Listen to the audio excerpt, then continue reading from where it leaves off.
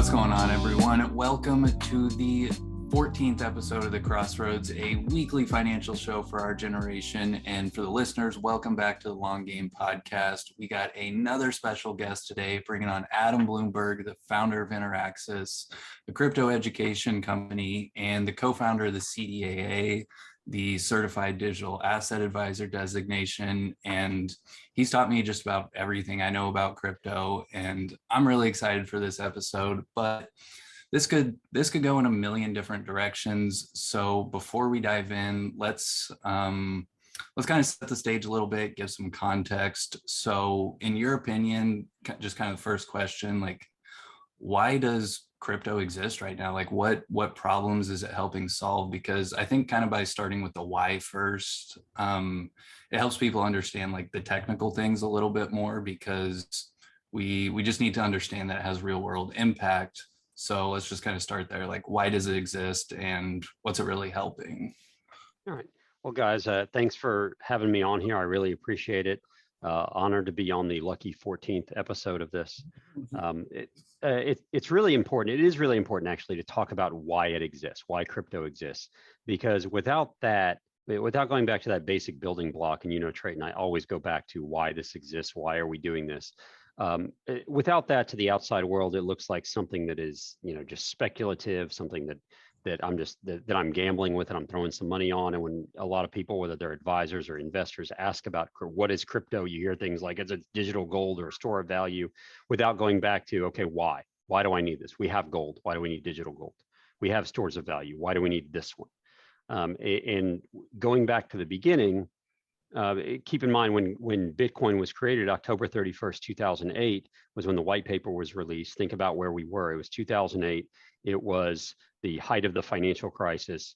And when we think about what happened during the financial crisis, it was a bunch of banks that got together and realized that their biggest cash cow was mortgages, and they could just get people to buy mortgage. They could get people to borrow money for houses, borrow money that people didn't have for houses, and banks would just loan them out, because the banks knew that behind the scenes they were going to take that mortgage, package it up with a bunch of others, sell it to some other bank who was going to package it up and sell it to others, and then they were going to issue each other insurance on it. And when those started crumbling, the entire financial market started falling down, the entire world economy started falling down, and it was kind of the banks that were doing it because they were not very transparent. They controlled all they created all this friction because they controlled all the transfer of money. The governments controlled the value of the dollar. So we want to keep in mind the context of when this was created, when people had the idea for this. So Bitcoin was essentially created to say, look, the Bitcoin network was created as a way for people to go, is there a way that we can transfer money, we can transfer value to each other without having to go through banks, without having to ask permission to do it? It's called permissionless. Is there a way for us to do this without having to ask permission? And so they created the Bitcoin network. And the network is basically one where anybody can connect a computer that we call a miner and actually process transactions on the Bitcoin network. Say, I'm going to move money from one, I'm going to help process the transactions. The things that banks generally do, we're going to do them. And by doing that, we're going to take the power out of the hands of the banks. If they can't tell us you can only send money Monday through Friday, 9 to 5 Eastern, we can do it whenever we want, we're going to do it. And we're going to have a whole bunch of people connect their computers and process those transactions and take the power out of the hands of the banks. Then, in order to give people the incentive to connect their computers and do that, we have to pay them for their time. We have to pay them for the electricity they take. We have to pay them for the processing power. But we can't pay them in dollars because that takes us back to the same system we've been using. Then we have to ask the bank's permission to use the dollars. So what do we have to do? We have to create our own currency. We have to create our own money, our own value. And the value we created, the currency we created for the network, was actually called Bitcoin. So you have Bitcoin the network, which, by the way, is big B. So big B Bitcoin is the network. Little b Bitcoin is the currency of the network. Kind of like the currency of the United States is the US dollar. The currency of the Bitcoin network is called Bitcoin. That's kind of the reason why Bitcoin was created. It was kind of an experiment to say, can we find a way to move money, move value back and forth to people in a way where we don't have to ask the bank's permission to do it? We'll just connect a bunch of computers and do it. but we have to compensate those people for it. To do that, we have to create a currency. Everything else is a whole bunch of code and algorithms and semantics that talk about store of value and everything else. But the gist of it is, let's take some power back from the banks that tell us when we can move money, and therefore they're the gatekeepers and they cause all this friction. And then let's take some power back from the governments that create currency and say, we're going to create our own. That's the gist of Bitcoin. So then is a big reason for like also to combine with that, besides taking the power back, is also just that, people view, the US government, they print dollars, and in an ideal world, they would do it responsibly. But because of the way that the world has shifted and constant printing of money, constant just devaluing the dollar that we own, is that a big part in why this started to be created as well? That's probably a big part, because keep in mind, in 2008, 2009, the US government bailed out all of those banks that actually did what they did, that actually were making those transactions, trading, secure or securitizing mortgages and trading them with each other. The US government bailed those out. And of course, it cost taxpayers money. It cost us in future value of our money to do that. So of course, there was this thinking of, we don't want the government to be in charge of this. We don't like this. Now keep in mind, being in the US, as the three of us are, we really don't have that much of a need for cryptocurrency. It can be a little bit of a revolution for us. We can say, look, we're going to hold our money in Bitcoin so it doesn't sit in the bank, so the banks don't get access to it, so the government doesn't basically get to see what I have, or the government never gets to seize what I have. But honestly, in the US, we don't have that much of a problem. We don't really need cryptocurrency all that badly. Our economic system functions pretty well, considering the number of people and the amount of commerce that we have. If you look at other countries around the world, though, they don't have those sorts of luxuries that we have. They have governments that will devalue their own currency because it's good for the government. Not even because it's good for the government. It's good for the politicians that are actually in power at that moment. It's good for them, and they'll devalue their currency. There are governments that will seize currency just because they want to. And that's what we are trying to solve. I think you made a really good point, like distinguishing between Bitcoin, the blockchain, and Bitcoin, the currency, because that was like a big light bulb moment for me, like in my crypto education journey, that it was like two completely separate things. And like you were talking about with the worldwide payments and everything, like we don't necessarily need Bitcoin, the currency, to be able to send payments worldwide. And I think that's something that a lot of people kind of struggle with trying to understand crypto, is they'll hear people talking about Bitcoin, like, oh, Bitcoin solves this, Bitcoin fixes this. And they think, crypto people think that Bitcoin is going to be the world currency. And some people do think that. But I was wondering if you could just kind of dive into like how the blockchain is actually solving these problems and creating those rails for global payments and everything else it kind of provides. So the interesting part about this is the technology that was released on this, what the creator or creators of Bitcoin, released with their white paper, which by the way was only an 8-page white paper. Ironically, it never mentions the word or the term blockchain in it. That was something we came up with later to describe the technology that is used, which is essentially blocks, which is a block is the data that is transacted, or that is put into a block, or that is I guess transacted on or mined, or what's the word I'm looking for? The data that is put into this chain or into this code about every 10 minutes, about 1 megabyte of data, is called a block. So you have a certain amount of data, and then you chain them together using cryptography. So we used technology that was already available, cryptography. We used the internet, and we created blockchain, which is what Bitcoin is built on. So Trayton, and I promise you, I'll get to your question and I'll answer it. But we have to, as always, we have to go back a little bit to the why and how it works. The beauty of it is, as I said, you had to give incentive to people to connect their computers, and that incentive was a currency we literally made up out of thin air. and we continue to make it up out of thin air. And it was an experiment to see if people would actually do this. And once they started doing it, once people connected their computers and were okay with being compensated in some new value, some new digital value that no one had ever heard of or seen before, and they kept doing it, then those that were in the computer programming field, computer science field, economics field says, okay, we're on to something.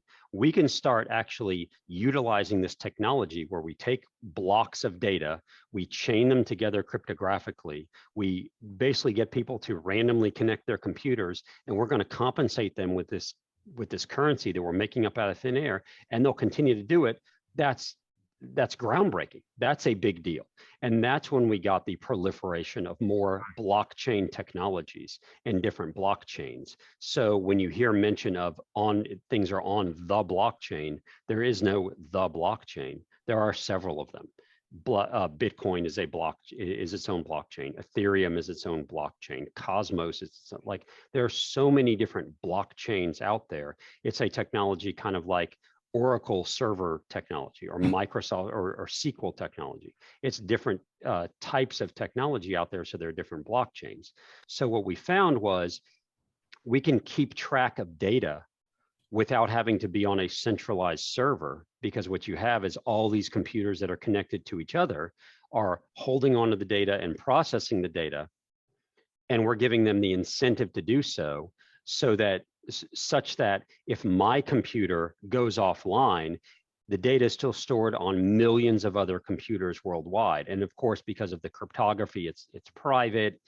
You can't necessarily read the data all the time unless you have certain software, what have you, but it's being stored without having to rely on a centralized server. Because again, we don't want, if we're going to take the power away from the banks and the government, we certainly don't want to hand it over to another private company that's going to hold on to the servers. A private company like an Amazon or a Microsoft or Google or something that's going to hold on to the servers. We go, no, we need this to be existing on millions of computers worldwide, such that if several of them went offline, the data is still there. Okay, if my computer goes offline, the data is still there. And that is where the blockchain technology has gone, because we've realized we can do that, and we can compensate people for helping to progress those networks in this currency that we kind of just made up. And now a lot of those currencies have some value to them. And that's why we've been able to take this technology and proliferate it, because it's just the next evolution of technology. It's the next evolution of the internet. It's the next evolution of server technology, all of that. And we saw it. You guys might be too young for it, but I remember Napster and Kazaa and all the file sharing software that you had, where I could basically swipe music from someone else anywhere in the world who had it on their computer, and none of it went through a centralized server, so that no one could get sued.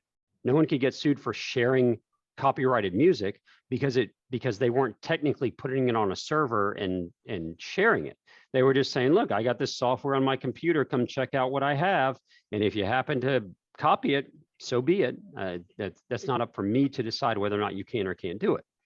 We're just using that same technology as well.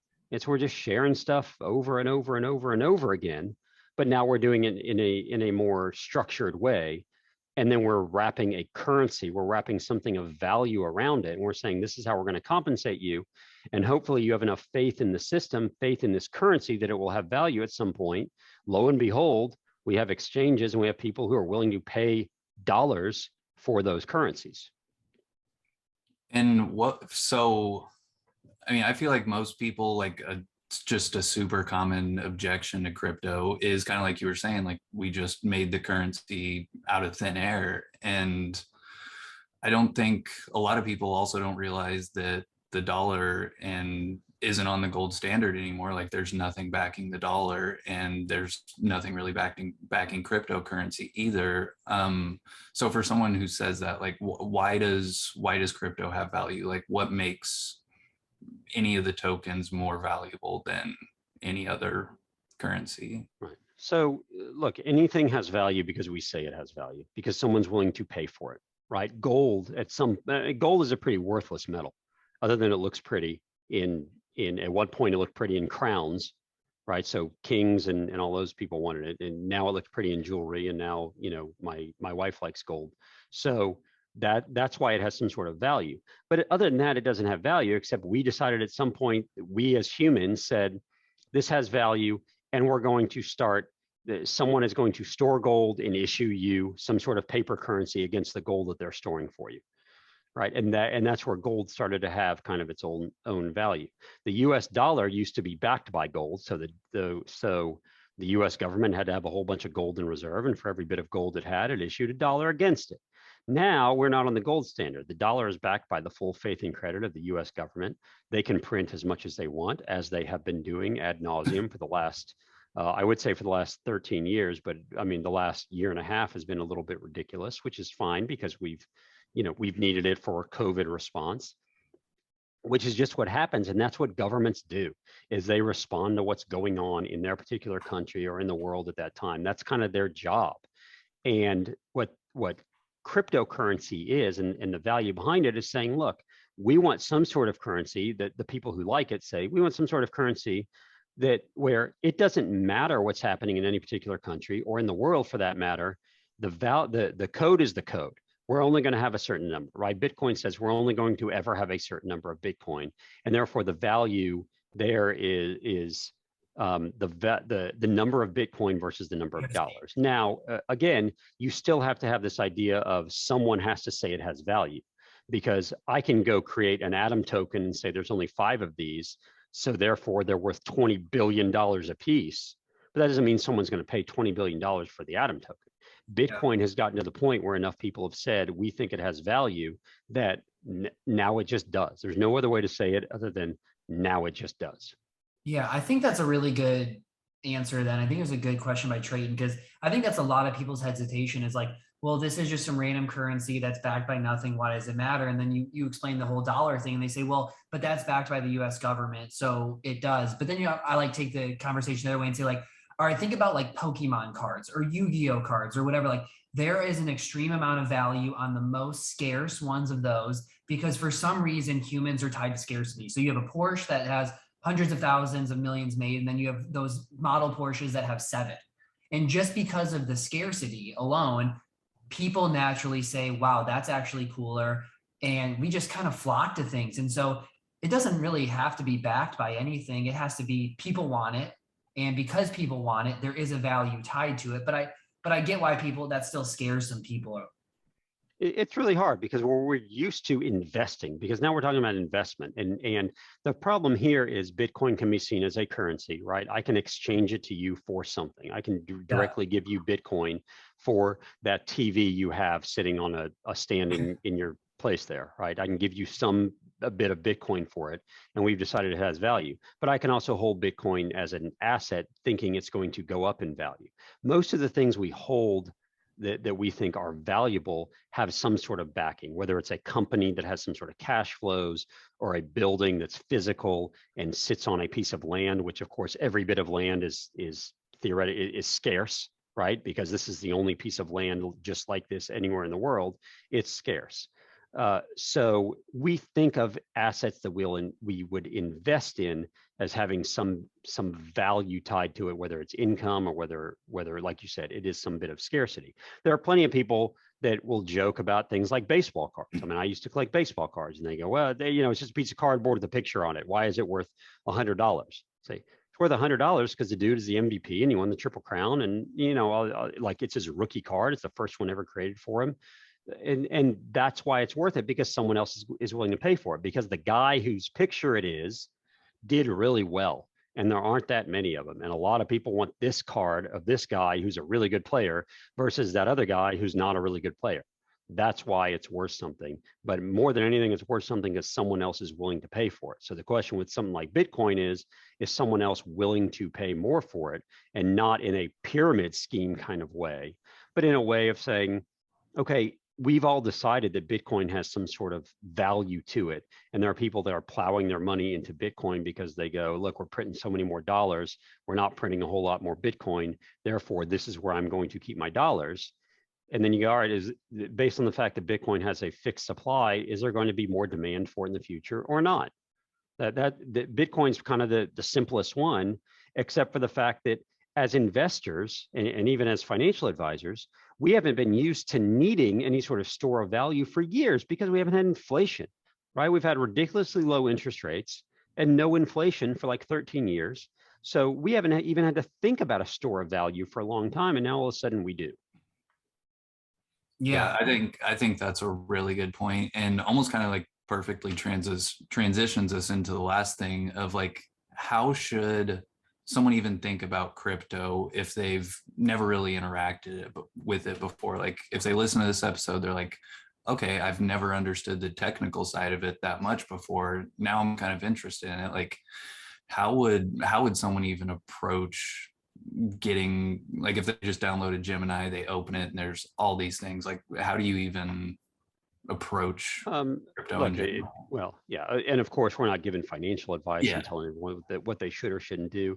The best ways are, go learn, like find someone reputable to learn something from. If you have a financial advisor that, of course, is certified, or a financial advisor that has learned about this, talk to your financial advisor about it. But some of the best ways are to, you learn a little bit about it. If you want to learn the technology, you do it, but just do it. Like open up a Gemini account or a Coinbase account, and you got to connect your bank account, and it's a little bit painful to go through the process of opening an account, and just try it out a little bit. If you want, put $100 in and see what happens. See how you handle the volatility of it going up and down. See how you handle the fact that all of a sudden you have access to not only Bitcoin and ETH, but 50 or 100 other tokens that you can invest in. And you might invest in some of them, and you might just go, man, that one looks interesting. I want to go see what's going on. This one went up 80% today. I want to go see why it went up 80%. What is this token? And it's going to cause you to go down some rabbit holes potentially. The easiest thing to do is Bitcoin. The second easiest thing is Bitcoin and ETH. And beyond that, you kind of have to, go down some sort of learning curve, rabbit hole, whatever analogy you want to use, and learn a little bit about them and why you might be a little bit interested in some of the technology, some of the cryptocurrencies. Or you just might say, look, I'm okay with buying a little bit, holding it, and just see what happens after a year. Yeah, I totally agree. The best way to get involved is like just put a little bit of money in and start learning about it. Like that was the best thing that happened to me. But like even to take it a step back from there, like before you even get to that point, like why should somebody even get to the point to go try it out? Because like this is almost like to summarize some of the things that you said, but I think we hear about Bitcoin, we hear about crypto, and the advice is don't go do it because you think it's going to, just solely because you think it's going to appreciate a ton. Like a belief in future appreciation is not enough to start an investment. Your belief has to be farther than that, especially for an investment that's as volatile as what crypto is. So like to get to that point, why should somebody even start to view this as like a legitimate thing for the future? Why should they view crypto as a legitimate thing for the future? Look, again, part of it goes back to the education of it. And so when you get educated and you learn about it, you get to decide for yourself, do I think this is going to last or not? Part of it, of course, for us in the US is from a regulatory perspective. Do I think this is going to get regulated or over-regulated to the point that some of the things I buy could be deemed a security, and therefore the SEC says you can't do that anymore, or you're going to get fined, or we won't allow that to trade anymore, or something like that.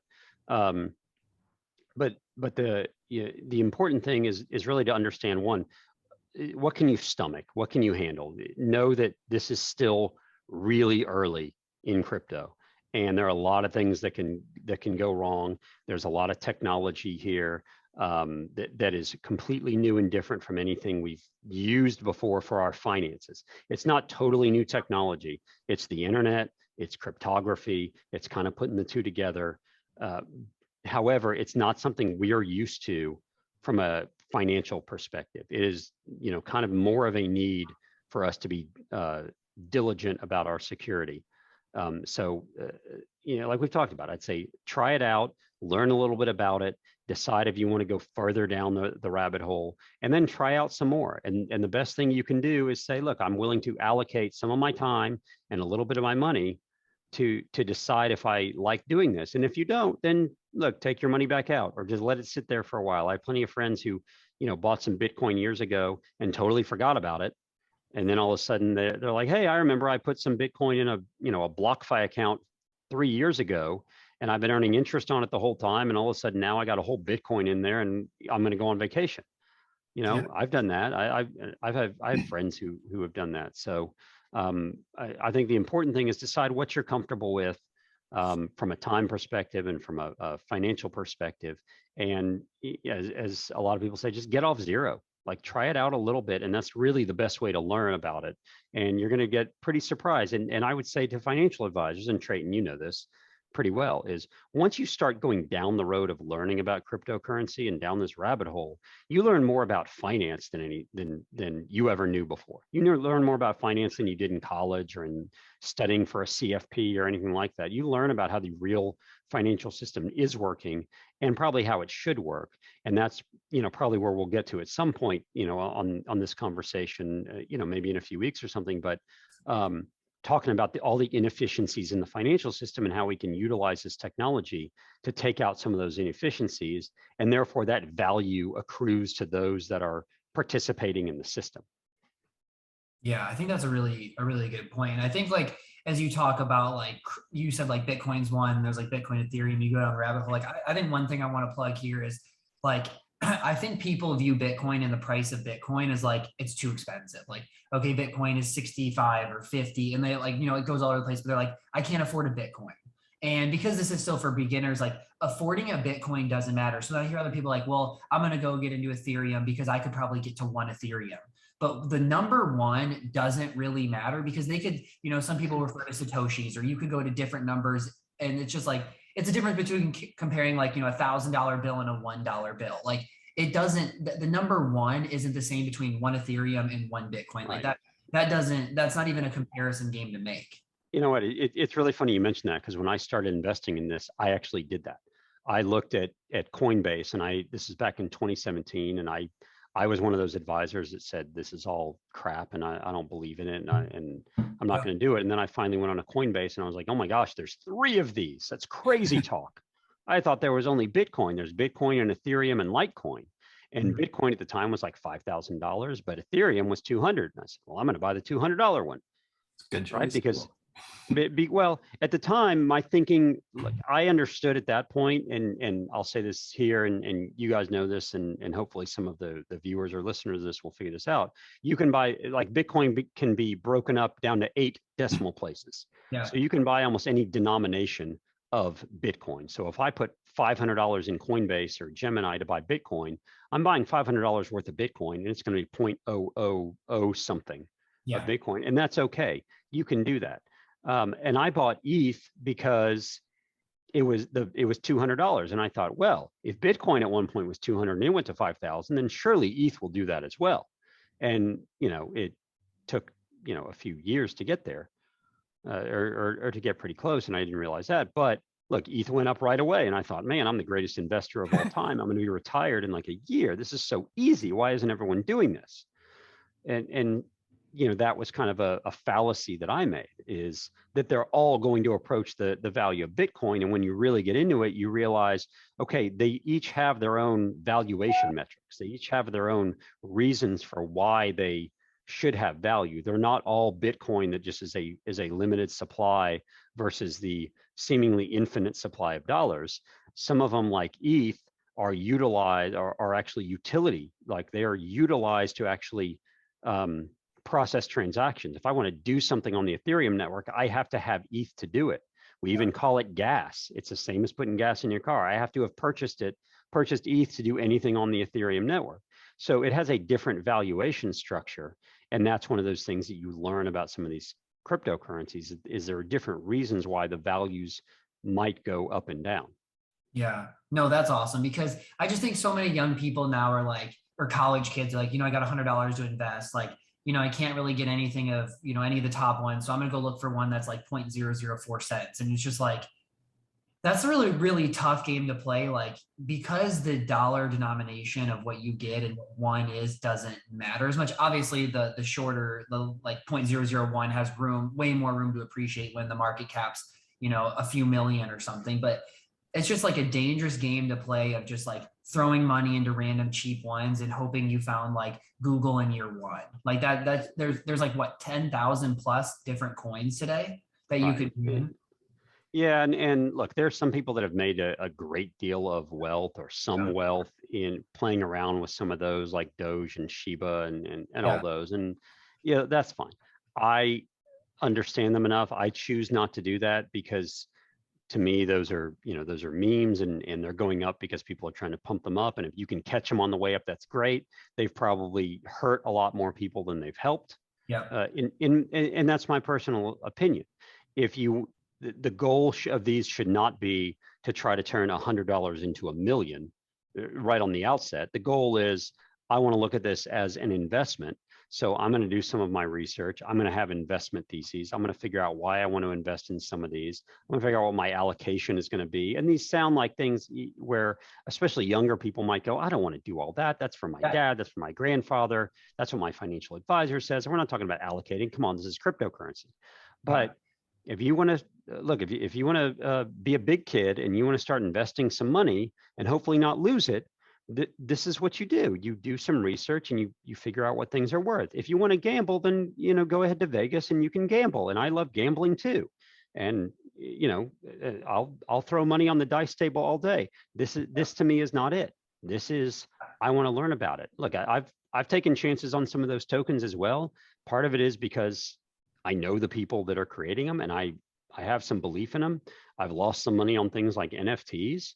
I've lost some money on some of those tokens. I've lost because I bought a token and it pumped up and I thought it's going to double even more from here. And then it went back down to where it started. And I'm like, man, look, I should have just sold it and taken my gains.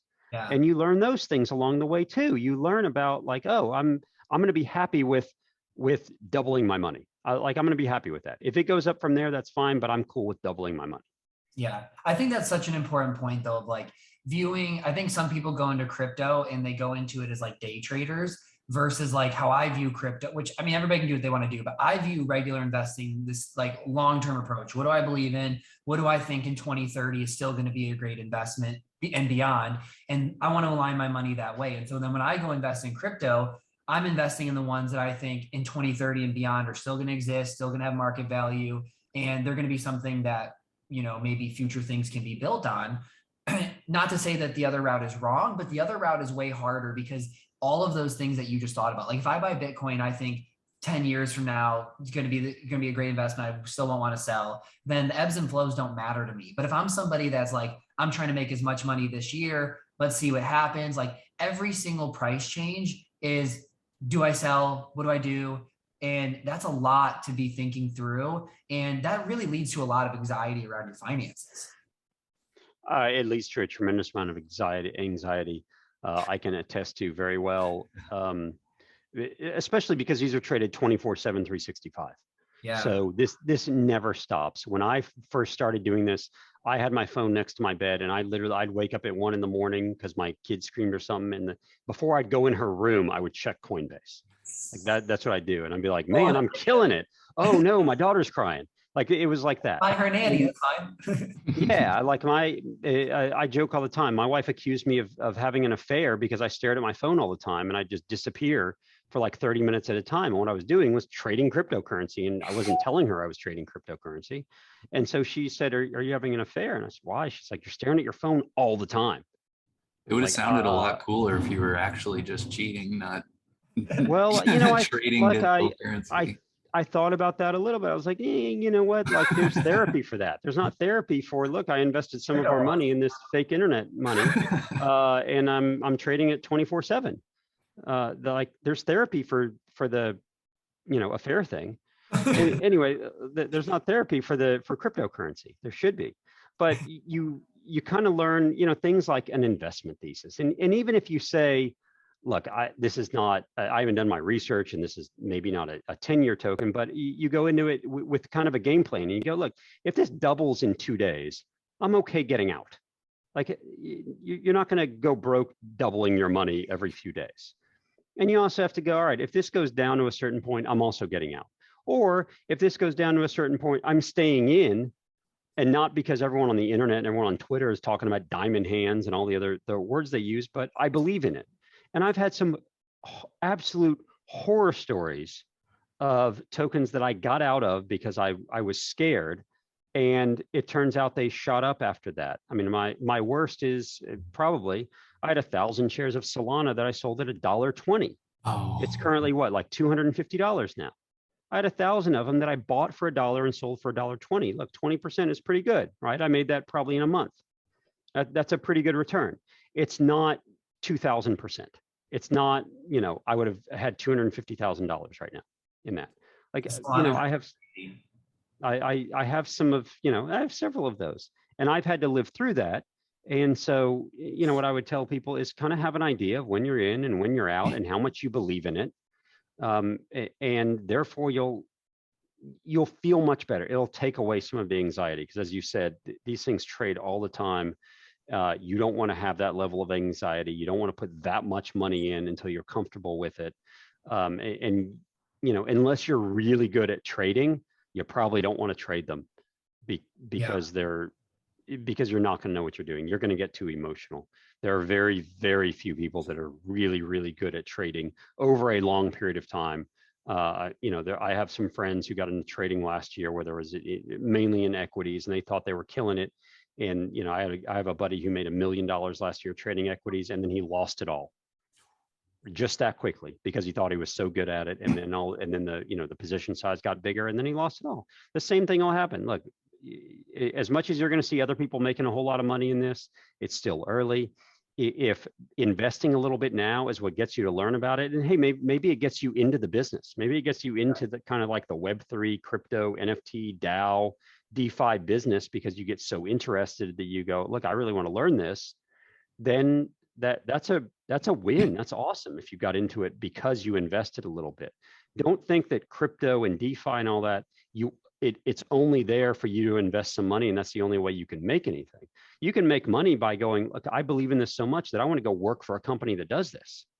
And maybe you get paid a little bit in crypto, but either way, like maybe that's where you're going to make your mark or make your money, is because you're going to learn so much about it that you're going to be employable now. Yeah, no, that makes a lot of sense. I mean, I feel like that's probably good for episode 1. I feel like we took a really good deep dive into like getting people the understanding of like, really step 1 of getting into the space. And everybody who listened, Adam's actually going to be back for another episode where we're going to start to dive a little bit deeper. We're going to go into NFTs and just kind of a lot of the future of like how this is going to help the creator economy. And like, we can talk about music and all of the stuff that the evolution can be. So thanks everybody for listening. Go rate, subscribe, and make sure that you tune back in the week after this for part 2.